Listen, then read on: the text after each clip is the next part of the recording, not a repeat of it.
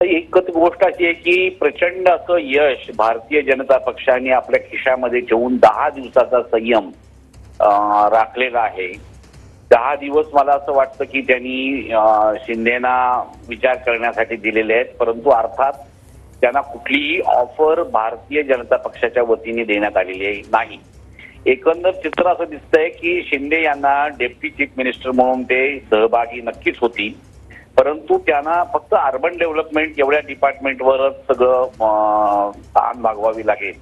त्यांना गृहमंत्री पद कसल्याही परिस्थितीमध्ये भारतीय जनता पक्ष देणार नाही आणि या परिस्थितीमध्ये तर देणं मला शक्य वाटत नाही.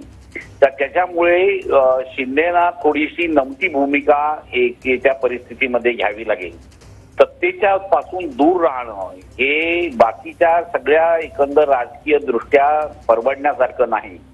त्यामुळं सत्तेमध्ये सामील होऊनच त्यांना या पुढचं राजकारण करावं लागेल.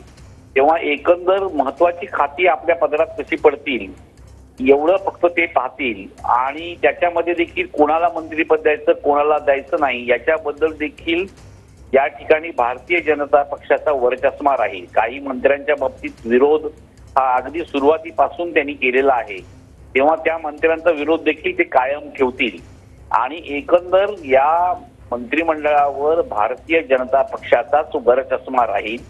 शिंदे यांची समजूत घालण्याचं काम फडणवीस करत असले तरी पण आपल्या हातचं गृहमंत्रीपद कधी ते देतील किंवा भारतीय जनता पक्ष देईल असं होणार नाही. नाहीतर ते 10 दिवस अगोदर